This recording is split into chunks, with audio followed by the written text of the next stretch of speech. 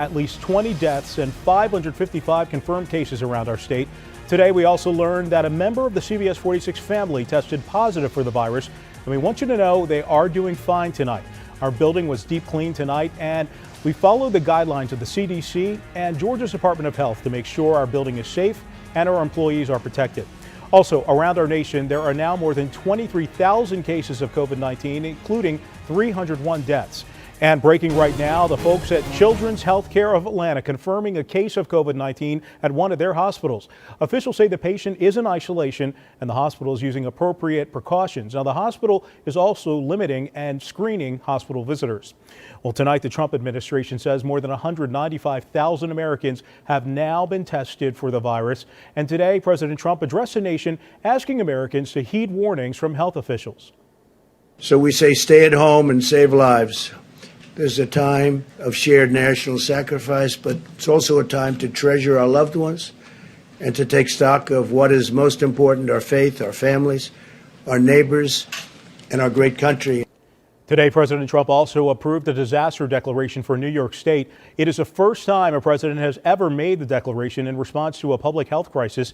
The designation opens the way for billions of dollars in emergency federal aid to be sent to one of the states hardest hit by the virus. President Trump says other parts of the country, like California, might also receive disaster aid. And tonight, our nation's lawmakers hoping to bring some economic relief to our country, and soon. This afternoon, Senate Majority Leader Mitch McConnell said he hopes to pass a stimulus package as soon as Monday. And the package will probably cost more than $1 trillion. It would include relief for small businesses, also loans to major industries impacted, and cash for people based on income and family size. And new tonight, Vice President Mike Pence says he and the Second Lady have tested negative for the coronavirus. The announcement coming just after one of his staff members tested positive. During today's news conference, the vice president also said the staffer is doing well. The White House says neither Pence nor President Trump had close contact with that person. Well, tonight concerns are growing about the shortage of masks and medical supplies during the virus outbreak. Now, Metro Atlanta businesses are stepping up to fill the void.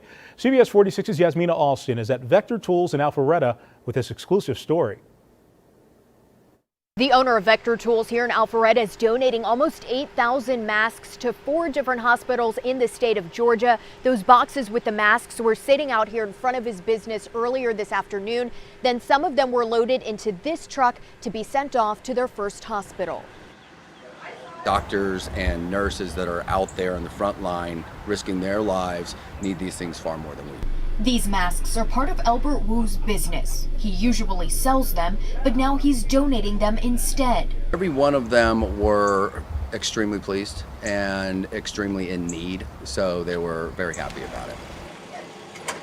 The masks are going to hospitals amid the coronavirus pandemic during a time when many healthcare facilities are facing shortages in supplies. We're facing a shortage just like everybody else in the country is looking at a shortage. We're not in a crisis situation at this point, but if everybody starts flooding into the hospitals, that could be an issue. These particular boxes are going to Northeast Georgia Medical Center in Gainesville, where health officials say they are grateful, but also have a reminder for people during this time.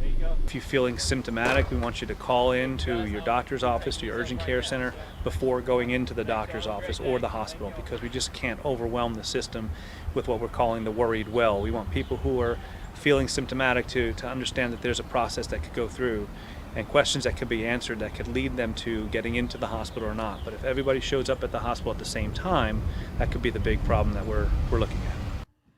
And as you saw, some of those masks are going to Northeast Georgia Medical Center. They're also going to Grady Hospital, Northside, and then a hospital in Albany, Georgia. In Alpharetta, Yasmina Alston, CBS 46 News. Well, it's the middle of the semester, but you would not know it by checking out the campus of Georgia Tech today. We were there as dozens of students packed up and moved out of their residence halls today. This week, the University System of Georgia decided to move to online instruction for the first semester, or actually for the rest of the semester. University leaders also announcing that residence halls would be closing to nearly everyone. Graduation ceremonies have also been canceled at Georgia Tech. An Atlanta police officer has tested positive for the coronavirus. It's the department's first confirmed case. The department says the